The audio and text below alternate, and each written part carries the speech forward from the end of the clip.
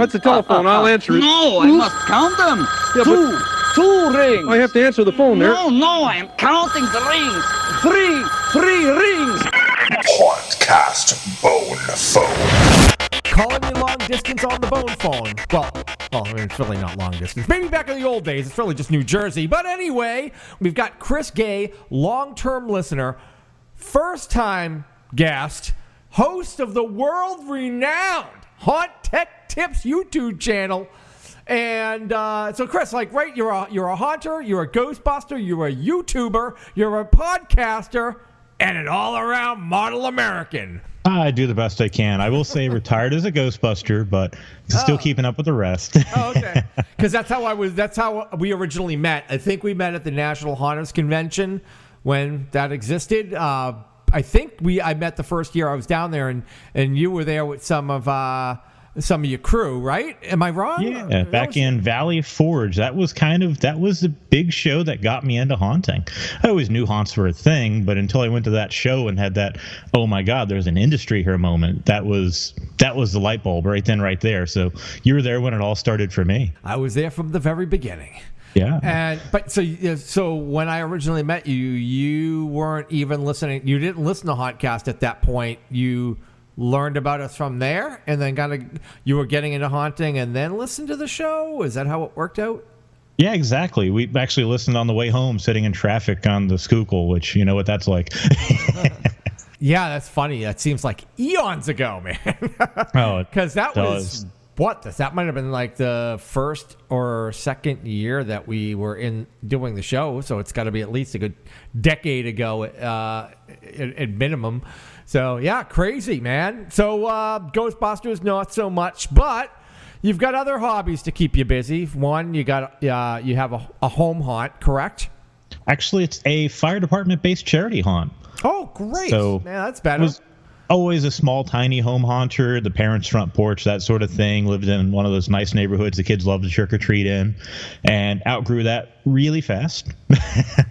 Went to college, did a couple haunts there, charity haunts for them, and now found a home with the fire department, and it's just growing leaps and bounds right now. It's our third year, and we've got so much going on this year. It's insane. Looking forward to it. What town is that? It's Ocean View, New Jersey. Basically, if you look at the map of New Jersey, we're the little dangly bit right at the bottom. So just keep going south until you hit the water, and then that's where we're at. What's the name of the haunt? It's not that creative. It's Ocean View Trail of Terror.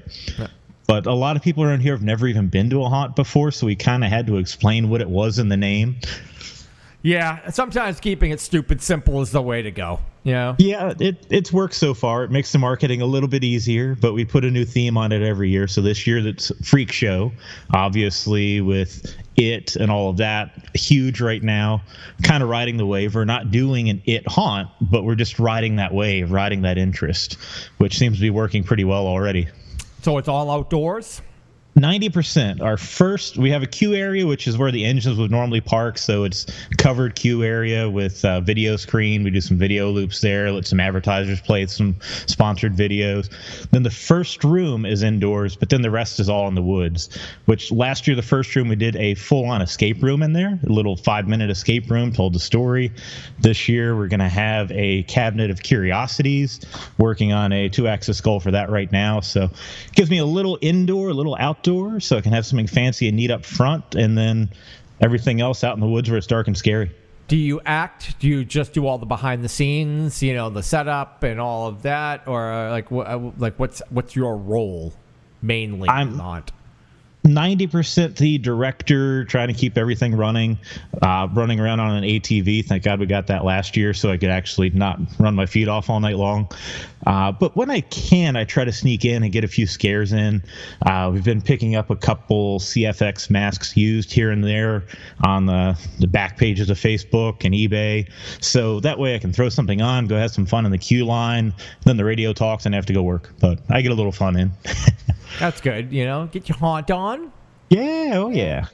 Where did the YouTube channel? It's kind of like it's a YouTube and a podcast. Is that correct? It's two separate things that you have there. Yeah, it's Haunt Tech Tips, because I realized when I was doing all the tech things, my day job a few years ago, before I quit my day job, believe it or not, was installing security cameras, fire alarms, security alarms, and I saw all the chatter on Facebook, on the Hangout pages and all about, hey, how do we do this? How does that work? I'm like, wait, I did this stuff for 5 years, 40 hours a week. I know about this stuff. So started sharing that in the podcast. But as I'm building the haunt, I'm just bringing along a GoPro with me and filming things as I do it behind the scenes and kind of, hey, here's how I do it. So the new series, it's 100 Days to Terror. I did it last year. Not going to lie, towards the end, I really stopped posting videos because I got in the last 15 days and it was so busy, it was crazy. So I'm just going to get a head harness this year, and they won't be quite so polished, but you'll still see that behind the scenes of, here it is, we're putting the haunt together. It's 3 a.m. I'm strung out, waiting, needing coffee, but we're making it happen. Here's the magic. And just bringing people along for that journey, plus the trade shows, behind the scenes when we do some travel. So there's a lot to the YouTube channel that wouldn't make sense on the podcast version, but just bringing everybody along for the fun. What GoPro do you use? Pretty much every year I've been upgrading. Right now I'm on the Hero 7 because the hyper smooth technology in it is amazing. It's like you have a gimbal on it, so it's smooth. You get a good video out of it. It does decent in low light. I've found I just strap an LED light on it, then it's good enough. It's at least Blair Witch Project quality, which I'm in the woods anyway for the haunt, so looks neat. I was thinking about doing that. I know that they're not phenomenal in low light, but I know that the newer ones are better in low light than the earlier Heroes, like the Hero 1, 2, 3. I think my son has a Hero 4, and I was going to try to use that, but I think the low light didn't get much better until the Hero 5, I believe, if from what I remember reading somewhere or seeing online. I think the Hero 5 had much better low light than the Hero 4 and the predecessors, so... Right. Although you'll find the audio quality on the 5 and 6 got terrible because it became all enclosed, waterproof without a housing.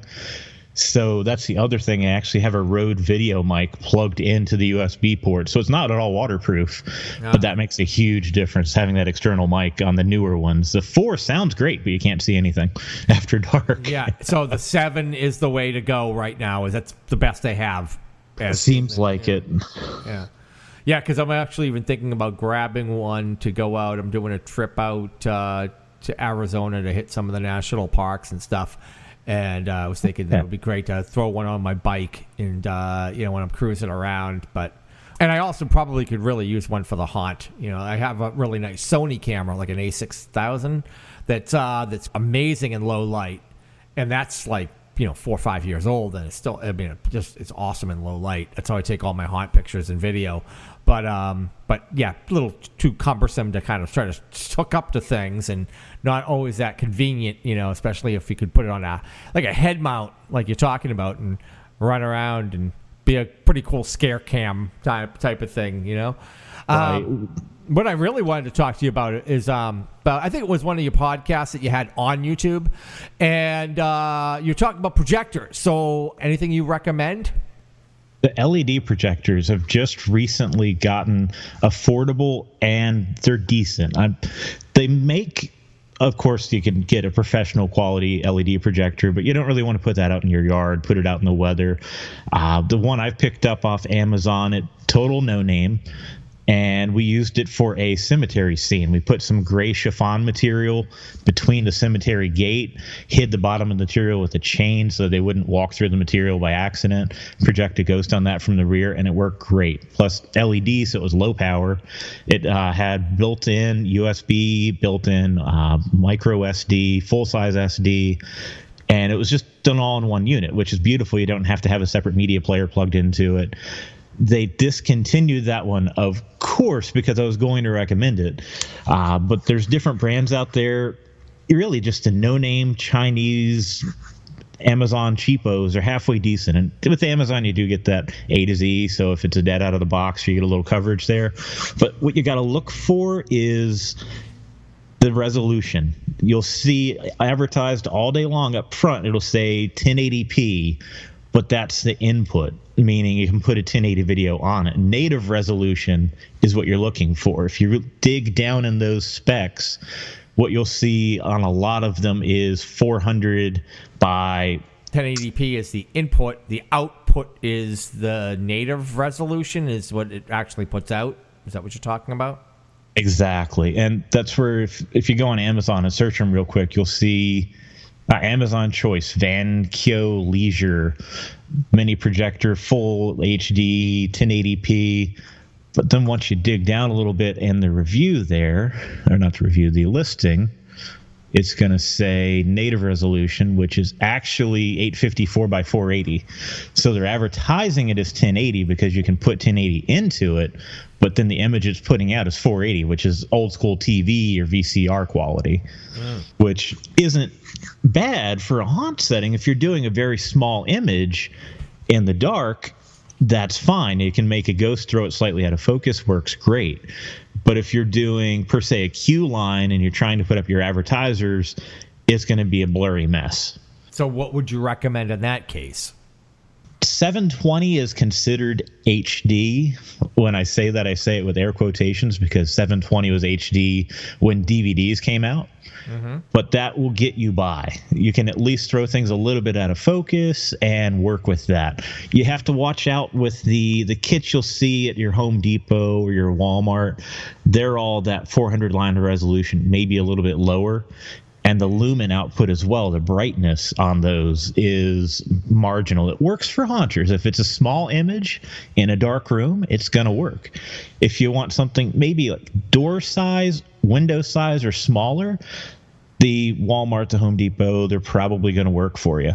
But if you do want that full cemetery scene, you're going to need at least 1,500, maybe 2,000 lumens. Although you'll see some of them advertised in lux, some advertised in lumens. Lumens kind of the industry standard. Lux is just a different measurement that the number's higher than if it were lumens, so they like to advertise with that at the moment. Yeah. So so the minimal, like 1,500 lumens is pretty much where you want to be minimum if you're doing a much bigger scene. Or if I would say or high quality. Yeah, maybe if you want to do something that's 8 by 8 foot, like your standard full size projector screen you would see in a office setting, about 1,500 lumens if it's not a brightly lit scene, and ideally that 720 lines of resolution native. You can get by with less if it's a ghost, if it's something you can throw out of focus. But what you'll run into is if you project that 420 on a huge area, your guests are going to walk by and they're going to see pixels, and that ruins the image, ruins the illusion there instantly. Once again, the brand that you bought, they don't have it. They're not listing it anymore. They're not selling that brand. But you can look for something similar to that. Somewhere in the $75 range online right now. That, again, they'll say that 1080p supported, but you just have to dig down into the real numbers, usually down lower in the listing, past all the pretty pictures that are totally fake. Because all of them, they show this huge image in a well-lit room. That's totally fake. If you actually read, they'll say 170-inch display max in a dark room, which 170 inches, that's not bad. That you can do a decent-sized scene with some ghost on it with that. And on the flip side, we are haunts. You don't want the 5,000 lumen brightest thing ever projector out there because it's just going to blow the scene out. The wall's going to be lit up white, and you're going to see a big white square and realize, oh, hey, it's a projector effect, whatever. So there is a balance there. You don't want to be too bright, but you also want to be bright enough they can even see you have an effect going.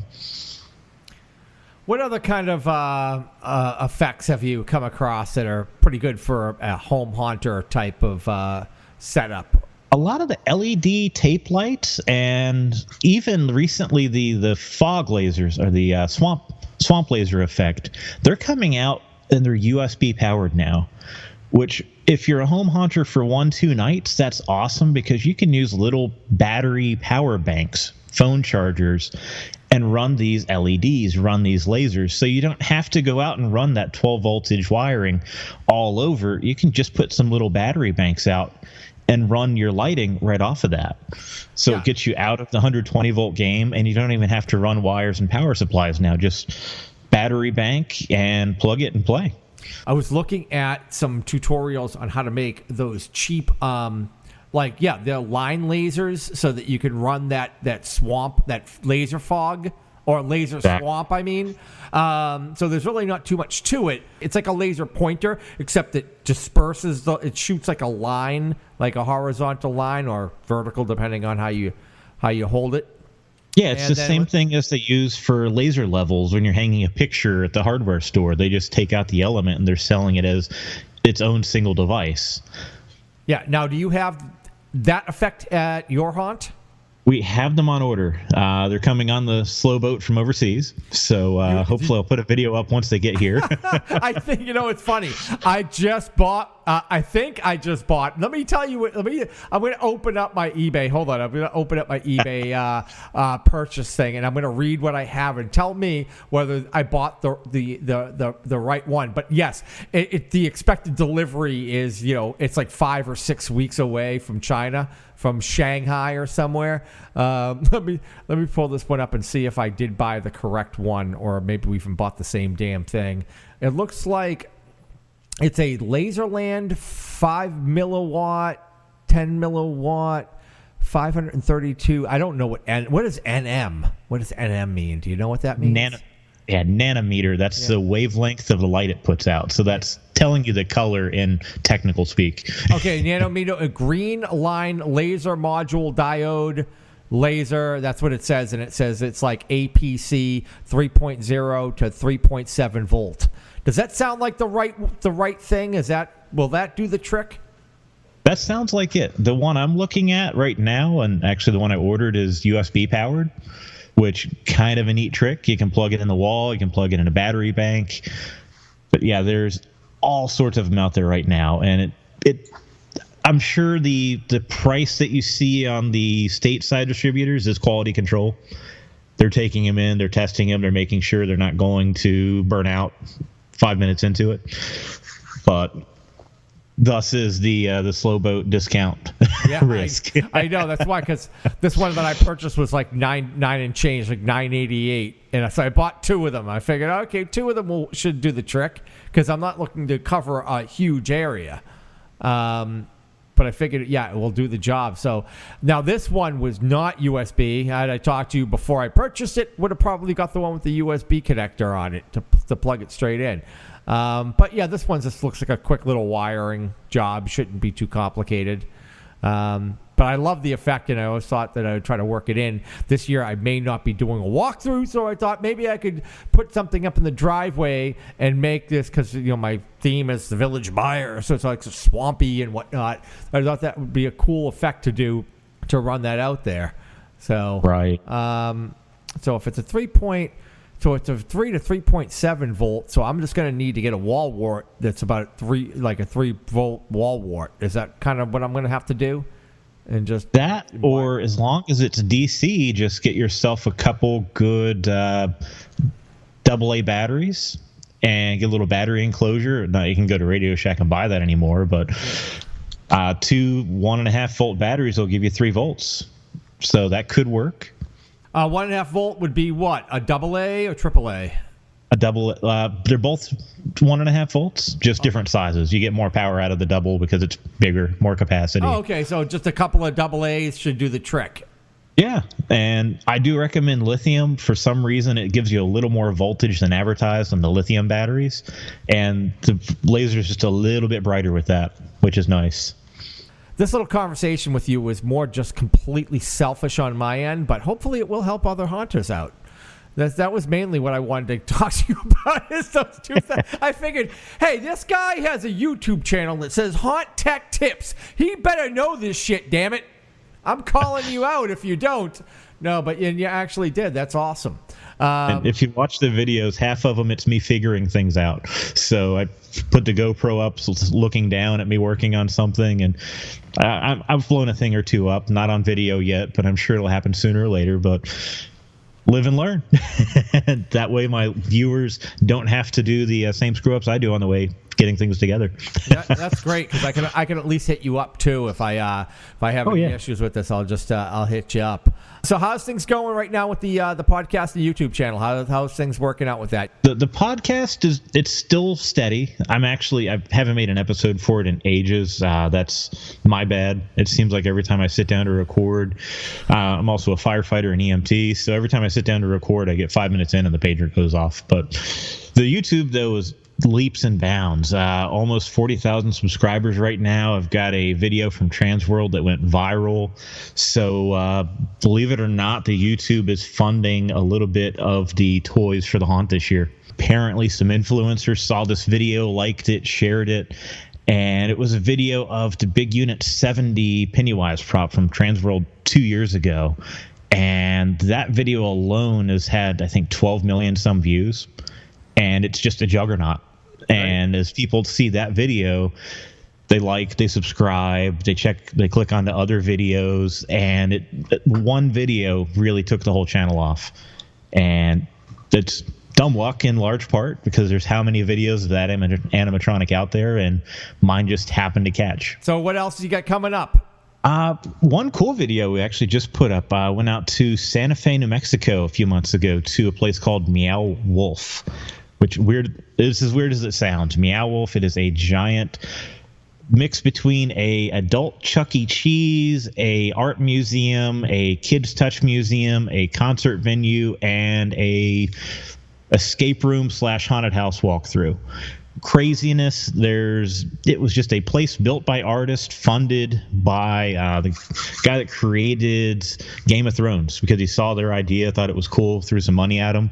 So we did a walkthrough of that. So some lessons that we learned from the haunt from their show, walking through that you can apply to haunts, because we have this huge thing in the industry of, I built a cool haunt, look at it, don't touch it.